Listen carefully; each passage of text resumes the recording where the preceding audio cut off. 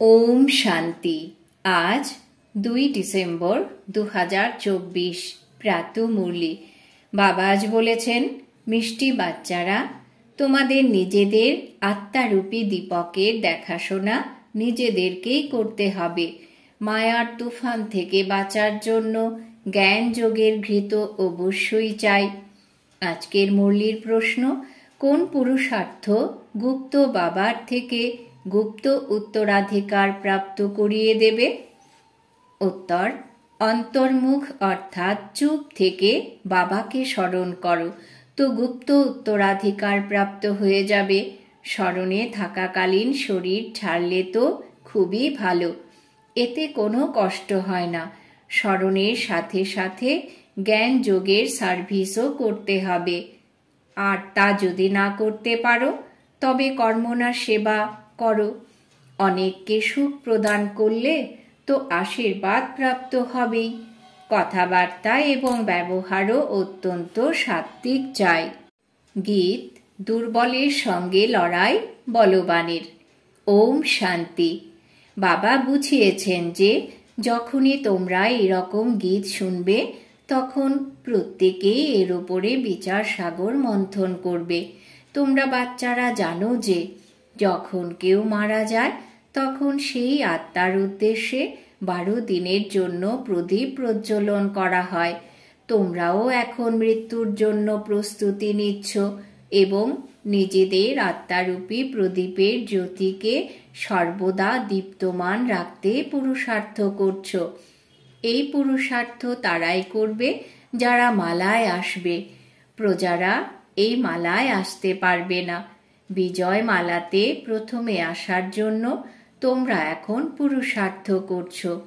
কখনো যেন মায়ারূপী বেড়াল তুফান লাগিয়ে কুকর্ম না করিয়ে দেয়, যার ফলস্বরূপ আত্মারূপী প্রদীপ নিভে যায়। এখন এতে জ্ঞান আর যোগ, এই দুই শক্তি চাই। যোগের সাথে জ্ঞানও জরুরি। প্রত্যেককে নিজের দীপককে রক্ষা করতে যত্নশীল হতে হবে।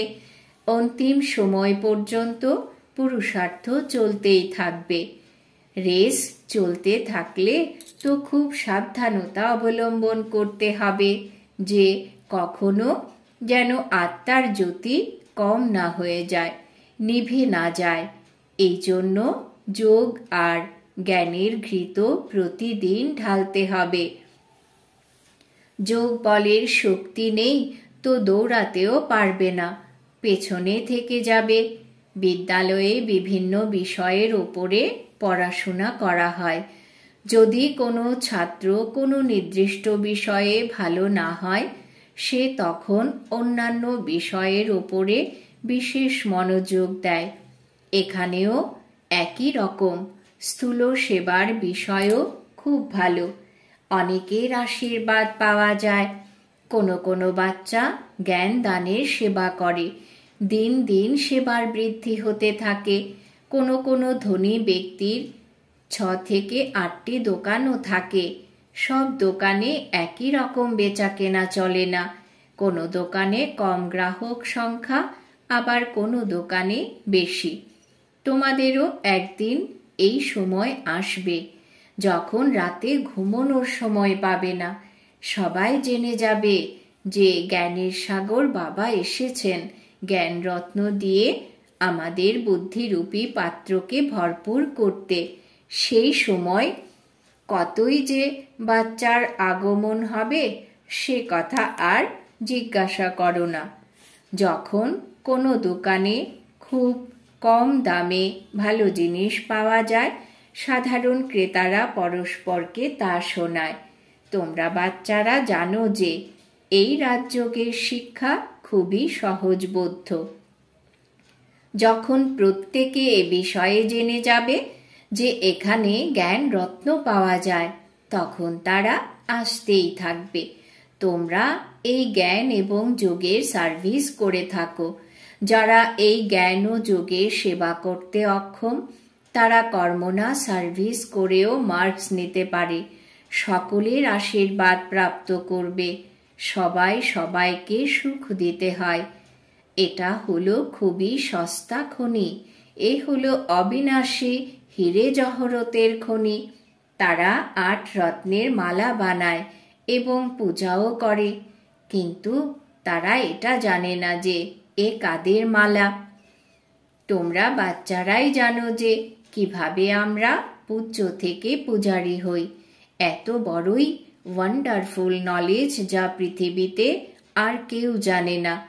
এখন তোমাদের অর্থাৎ লাকি স্টারদের এই নিশ্চয় রয়েছে যে আমরাই স্বর্গের মালিক ছিলাম, এখন নরকের মালিক হয়ে গেছি।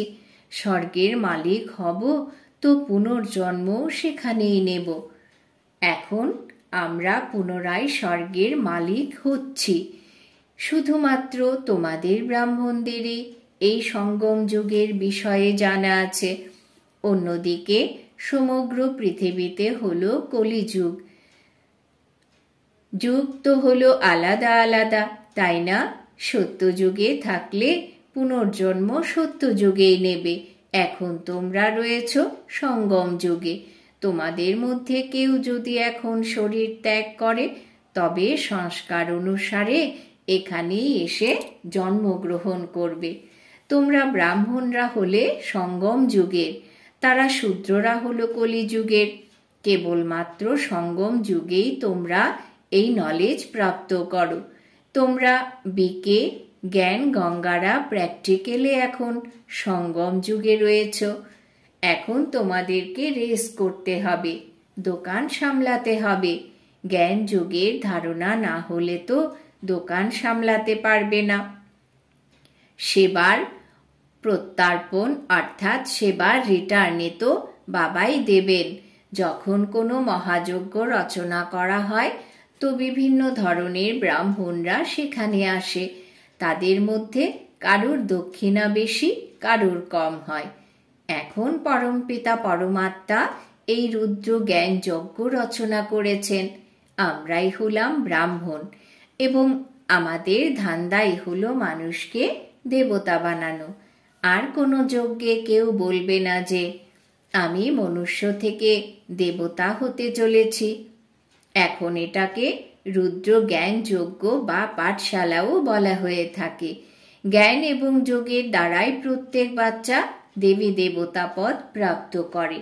বাবা রায়ও দেন যে তোমরা পরমধাম থেকে বাবার সাথে এসেছো। তোমরা বলবে যে আমরা হলাম পরমধাম নিবাসী। এই সময় আমরা বাবার শ্রীমত অনুসারে স্বর্গের স্থাপনা করছি। যে স্থাপনা করবে সে অবশ্যই মালিক হবে। তোমরা জানো যে এই পৃথিবীতে আমরা হলাম অতি ভাগ্যশালী। জ্ঞান সূর্য, জ্ঞান চন্দ্রমা আর জ্ঞান নক্ষত্র। রচয়িতা হলেন জ্ঞানের সাগর। ওই সূর্য চন্দ্র তারা হলো স্থূলাকার বিশিষ্ট, তাদের সাথেই আমাদের তুলনা করা হয়েছে। সেই অনুসারে আমরাও আবার জ্ঞান সূর্য, জ্ঞান চন্দ্রমা আর জ্ঞান নক্ষত্র হব। আমাদেরকে এই রকম যিনি বানাচ্ছেন তিনি হলেন জ্ঞানের সাগর। নাম তো সেটাই হবে, তাই না? জ্ঞান সূর্য অথবা জ্ঞান সাগরের আমরা হলাম বাচ্চা। তিনি তো এখানকার নিবাসী নন। বাবা বলেন আমি আসি তোমাদেরকে নিজের সমান তৈরি করতে। জ্ঞান সূর্য, জ্ঞান নক্ষত্র তোমাদেরকে এখানেই হতে হবে। তোমরা বুঝে গেছো যে আমরাই ভবিষ্যতে পুনরায় এখানেই স্বর্গের মালিক হব। সব কিছুই নির্ভর করছে পুরুষার্থের ওপরে। আমরা হলাম মায়ার ওপরে বিজয় প্রাপ্তকারী ওয়ারিয়ার্স। তারা তো মনকে বশ করার জন্য হঠযোগ ইত্যাদি করে। তোমরা তো হঠযোগ ইত্যাদি করো না। বাবা বলেন তোমাদেরকে কোনো পরিশ্রমাদি করার দরকার নেই। কেবল বলি যে তোমাদেরকে আমার কাছে আসতে হবে, তাই আমাকে স্মরণ করো। বাচ্চারা, আমি তোমাদেরকে নিতে এসেছি। এই রকম আর অন্য কোনো ব্যক্তি বলতে পারে না। হয়তো নিজেদেরকে ঈশ্বর বলে পরিচয় দেয়, কিন্তু নিজেদেরকে গাইড বলে পরিচয় দিতে পারে না। বাবা বলেন আমি হলাম মুখ্য পান্ডা, কালেরও কাল। সাবিত্রী সত্যবানের গল্প আছে না, তার ভালোবাসা ছিল ব্যক্তিকেন্দ্রিক, তাই সে দুঃখী হয়েছিল। তোমরা তো সদা খুশিতে থাকো। আমি তোমাদের আত্মাদেরকে বাড়ি ফিরিয়ে নিয়ে যাব, তোমরা কখনো দুঃখী হবে না। তোমরা এখন জেনে গেছো যে আমাদের বাবা এসেছেন আমাদেরকে সুইট হোমে নিয়ে যাওয়ার জন্য, যাকে মুক্তিধাম নির্বাণ ধাম বলা হয়। তিনি বলেন, আমি হলাম সকলের কালেরও কাল, সেই কাল তো একটি আত্মাকে নিয়ে যায়, আমি তো হলাম অনেক বড় কাল। 5000 বছর আগেও আমি গাইড হয়ে সবাইকে নিয়ে গিয়েছিলাম। সজন সজনীদেরকে ফিরিয়ে নিয়ে যান, তাই তাকে স্মরণ তো করতেই হবে। তোমরা জেনে গেছো যে এখন আমরা পড়াশোনা করছি, পুনরায় এখানেই আসব। প্রথমে তোমরা সুইট হোমে ফিরে যাবে, তারপর তোমরা পুনরায় নিচে নেমে আসবে। তোমরা বাচ্চারা হলে স্বর্গের নক্ষত্র, পূর্বে তোমরা নরকের নক্ষত্র ছিলে। তোমরা বাচ্চারাই হলে তারা, নম্বর অনুসারে, পুরুষার্থ অনুসারে তোমাদেরকেই লাকি স্টার বলা হয়। ঠাকুর দাদার সম্পত্তি তোমাদের প্রাপ্ত হয়। এই খনি হলো বড়ই জবরদস্ত, আর এই খনি একবারের জন্যেই উন্মুক্ত হয়। সেখানে তো অনেক রকমের ভিন্ন ভিন্ন খনি থাকে, যেগুলো সর্বদা উন্মুক্ত অবস্থাতেই থাকে। যদি তোমরা সেগুলোকে খুঁজতে থাকো, তোমরা অনেক খুঁজে পেয়ে যাবে। এখানে তো কেবলমাত্র একটি বারের জন্যে একটাই খনি প্রাপ্ত হয়, তাও আবার অবিনাশী জ্ঞান রত্নের। সেখানে তো পুস্তক অনেক আছে, কিন্তু তাদেরকে রত্ন বলা যায় না, বাবাকেই জ্ঞানের সাগর বলা হয়। এ হলো অবিনাশী জ্ঞান রত্নের নিরাকার খনি। এই রত্ন দিয়েই আমরা আমাদের বুদ্ধিরূপী পাত্রকে ভরপুর করি। বাচ্চারা, তোমাদের তো খুশি হওয়া উচিত। প্রত্যেকের এই নেশা বা গর্ব থাকে। কোনো দোকান যদি খুব ভালো চলে, তো তার নামও চারিদিকে ছড়িয়ে পড়ে। এখানে প্রজাও বানানো হচ্ছে, তো উত্তরাধিকারীও বানানো হচ্ছে। এখানেই তোমরা তোমাদের বুদ্ধিরূপী পাত্রকে রত্ন দিয়ে ভরপুর করে পুনরায় অন্যদের দান করে থাকো। পরমপিতা পরমাত্মাই হলেন জ্ঞানের সাগর, যিনি জ্ঞান রত্ন দিয়ে আমাদের বুদ্ধির পাত্রকে ভরপুর করে দেন। বাকি ওই সমুদ্র নয়, যেটা দেখানো হয়েছে যে রত্নের থালা ভরপুর করে দেবতাদের প্রদান করে। ওই সাগর থেকে তো তোমরা কোনো রত্ন প্রাপ্ত করতে পারো না। এখানে জ্ঞান রত্নের কথা বলা হয়েছে। ড্রামা অনুসারে পুনরায় তোমাদের রত্নের খনিগুলো প্রাপ্ত হয়। সেখানে তো অনেক অনেক হিরে জহরত থাকবে, যার দ্বারা পুনরায় ভক্তিমার্গে মন্দির তৈরি করবে। আর্থকুইক ইত্যাদি হওয়ার কারণে সবকিছুই ভূপৃষ্ঠের অন্দরে চলে যায়। সেখানে মহলাদি তো অনেক অনেক তৈরি হয়, কেবল একটাই নয়। এখানেও তো রাজাদের মধ্যেও অনেক কম্পিটিশন থাকে। তোমরা জানো যে কল্পপূর্বে যেরকম মহলাদি তৈরি হয়েছিল, সেই রকমই পুনরায় হবে। সেখানে তো খুব সহজেই মহলাদি তৈরি হয়ে যাবে। সায়েন্স অনেক কাজে আসবে, কিন্তু সেখানে সায়েন্স এই শব্দটি থাকবে না। সায়েন্সকে হিন্দিতে বিজ্ঞান বলা হয়। আজকাল তো বিজ্ঞান ভবনও নাম রেখে দেয়। এই শব্দটির সাথে জ্ঞানের মিল পাওয়া যায়। জ্ঞান আর যোগকে বিজ্ঞান বলা হয়। জ্ঞান থেকে রত্ন প্রাপ্ত হয় এবং যোগের দ্বারা আমরা এভার হেলদি হয়ে যাই। এ হলো জ্ঞান এবং যোগের নলেজ, যার দ্বারা পুনরায় বৈকুণ্ঠে বড় বড় ভবন তৈরি হবে। এখন আমরা এই সমস্ত নলেজকে জানি। তোমরা জানো যে এখন তোমরাই ভারতকে স্বর্গ বানাচ্ছ। তোমাদের এই দেহের সাথে কোনো মমত্ব যেন না থাকে। আমি আত্মা এই শরীরকে ছেড়ে স্বর্গে গিয়ে নতুন শরীর ধারণ করব। সেখানেও জানবে যে এক পুরনো শরীর ছেড়ে নতুন শরীর নেব। সেখানে কোনো দুঃখ বা সুখ থাকবে না। নতুন শরীর নিলে তো ভালোই হয়। বাবা আমাদেরকে এই রকমই তৈরি করেছেন, যে রকম কল্প পূর্বেও তৈরি করেছিলেন। আমরা এখন মানব থেকে দেবতা তৈরি হচ্ছি।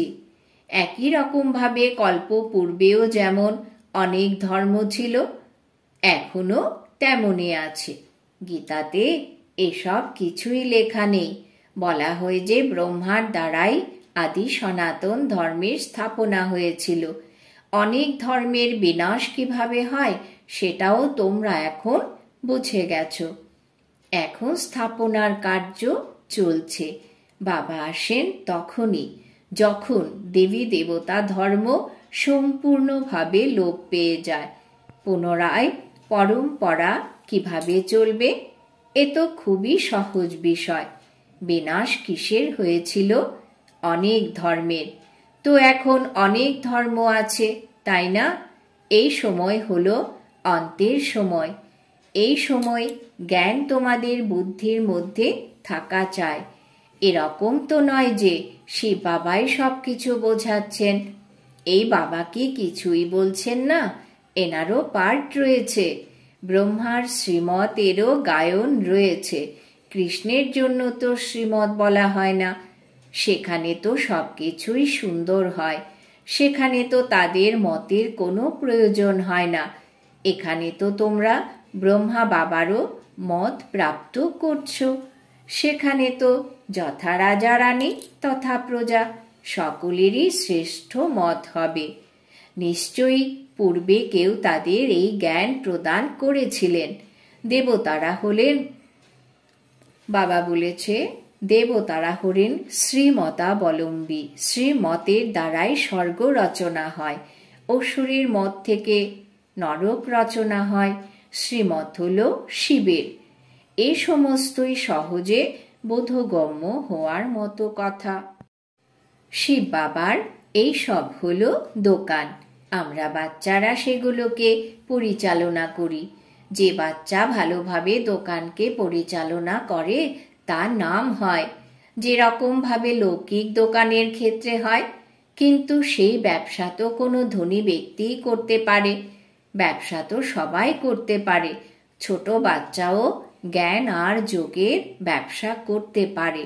শান্তি আর সুখধাম, ব্যাস। বুদ্ধিতে এগুলো স্মরণ করতে হবে। তারা তো রাম রাম বলে। এখানে চুপ থেকে স্মরণ করতে হয়, কিছু বলতে হয় না। শিবপুরী বিষ্ণুপুরী হলো খুব সহজ কথা। সুইট হোম, সুইট রাজধানী স্মরণে আছে। তারা তো স্থূল মন্ত্র প্রদান করে। এখানে হলো সূক্ষ্ম মন্ত্র, অতি সূক্ষ্ম স্মরণ। কেবলমাত্র এই স্মরণ করলেই আমরা স্বর্গের মালিক হয়ে যাব। জপ আদি কিছু করতে হয় না, কেবলমাত্র স্মরণ করতে হয়। কোনো আওয়াজের প্রয়োজন হয় না। গুপ্ত বাবার থেকে গুপ্ত উত্তরাধিকার, চুপ থেকে অন্তর্মুখী হলে তবেই আমরা প্রাপ্ত করতে পারি। এই রকমই স্মরণে থাকাকালীন শরীর ছেড়ে দিলে তো খুবই ভালো ব্যাপার। কোনো পরিশ্রম হয় না। যাদের স্মরণ স্থায়ী হয় না তারা নিজের অভ্যাস করো। সবাইকে বলো যে বাবা বলেছেন আমাকে স্মরণ করো, তাহলেই অন্তিমকালে যেমন মতি তেমনই গতি হয়ে যাবে। স্মরণের দ্বারাই বিকর্ম বিনাশ হয়, আর আমি স্বর্গে পাঠিয়ে দেব। বুদ্ধিযোগ শিব বাবার সাথে লাগানো তো খুব সহজ। এখানে তো সব প্রকারের সতর্কতা অবলম্বন করতে হয়। শতপ্রধান হতে হলে তবে সাত্ত্বিক হতে হবে। আচার ব্যবহার সাত্ত্বিক, কথাবার্তা সাত্ত্বিক। এ হলো নিজের সাথে কথা বলা। সাথীর সাথে ভালোবাসার সাথে কথা বলতে হয়। গান আছে না, প্রিয় প্রিয় বল সদা অনমোল। তোমরা হলে রূপ বসন্ত, আত্মা রূপ হয়ে ওঠে। জ্ঞানের সাগর হলেন বাবা, তাই অবশ্যই এসে জ্ঞান শোনাবেন। তিনি বলেন যে আমি একবারই এসে শরীর ধারণ করি, এ কম জাদু নয়। বাবাও হলেন রূপ বসন্ত, কিন্তু নিরাকার তো কথা বলতে পারে না, সেই জন্য শরীর ধারণ করতে হয়। কিন্তু তিনি পুনর্জন্মে আসেন না, আত্মা তো পুনর্জন্মে এসে থাকে। তোমরা বাচ্চারা বাবার ওপরে সমর্পিত হয়ে যাও। তাই বাবা বলেন, পুনরায় কারুর সাথে মমত্ব রেখো না, নিজের বলে কিছু মনে করো না। মমত্ব সমাপ্ত করার জন্য বাবা যুক্তি বলে দেন। প্রতি কদমে বাবার কাছ থেকে রায় নিতে হবে। মায়া এমনই যে আঘাত করে, এটা একদম বক্সিংয়ের মতো। অনেক আঘাত খেয়েও পুনরায় সোজা হয়ে দাঁড়িয়ে যায়। লিখতে থাকে, বাবা মায়া থাপ্পড় লাগিয়ে দিয়েছে, মুখ কালো করে দিয়েছে, যেন মনে হয় 4 তলা থেকে পড়ে গেছি। ক্রোধ করলে তো 3 তলা থেকে পড়ে যাবে, এ হলো অনেক বোঝার বিষয়। এখন দেখো, বাচ্চারা টেপ রেকর্ডার মেশিনের জন্য প্রার্থনা করে, বাবা টেপ রেকর্ডার মেশিন দাও, তাহলে আমরা ভালোভাবে মুরলি শুনতে পাবো। এরও ব্যবস্থা করা হচ্ছে। অনেকে শুনলে তো অনেকেরই বুদ্ধির দরজা খুলে যাবে, অনেকের কল্যাণ হবে। যখন কোনো ব্যক্তি কলেজ খোলে তো পরবর্তী জন্মে তার অনেক বিদ্যা প্রাপ্ত হয়। বাবা বলেন, টেপ রেকর্ডার মেশিন ক্রয় করো, তো অনেকেই এর থেকে লাভান্বিত হয়ে যাবে। আচ্ছা, মিষ্টি মিষ্টি হারানিধি বাচ্চাদের প্রতি মাতা পিতা বাপ দাদা স্মরণের স্নেহ সুমন আর সুপ্রভাত। আত্মাদের পিতা তার আত্মারূপী বাচ্চাদেরকে জানাচ্ছেন নমস্কার। আমরা আত্মারূপী বাচ্চারা আমাদের মাতা পিতা বাপ দাদাকে জানাই স্মরণের স্নেহ সুমন সুপ্রভাত, নমস্কার। ধারণার জন্যে মুখ্য সার। 1 নম্বর, শতপ্রধান হওয়ার জন্য নিজের উপর খুব সতর্কতা অবলম্বন করতে হবে। নিজের খাদ্য পানীয় কথাবার্তা আচার ব্যবহার সব কিছুতেই পবিত্রতা বজায় রাখতে হবে। বাবার সমান রূপ বসন্ত হতে হবে। 2 নম্বর, অবিনাশী জ্ঞান রত্নের খনি থেকে নিজের বুদ্ধিরূপী পাত্রকে ভরপুর করে অপার খুশিতে থাকতে হবে, আর অন্যদেরকেও এই রত্নের দান দিতে হবে। বরদান। বাবা আজ বরদান দিয়েছেন, নষ্ট মোহ হয়ে দুঃখ অশান্তির নাম লক্ষণকে সমাপ্তকারী স্মৃতি স্বরূপ ভব। নষ্ট মোহ হয়ে দুঃখ অশান্তির নাম লক্ষণকে সমাপ্তকারী স্মৃতি স্বরূপ ভব। ব্যাখ্যা, যে সদা একের স্মৃতিতে থাকে তার স্থিতি একরস হয়ে যায়। একরস স্থিতির অর্থ হল একের সাথে সর্বসম্বন্ধ, সর্বপ্রাপ্তির রস অনুভব করা। যে বাবাকে সর্বসম্বন্ধ দিয়ে নিজের বানিয়ে স্মৃতি স্বরূপ থাকে সে সর্বদাই নষ্টমোহ হয়ে যায়। যে নষ্টমোহ থাকে সে ধন উপার্জনে, ধন সম্পত্তি দেখাশোনায়, কারোর অসুস্থতায়, দুঃখের ঢেউয়ে আসে না।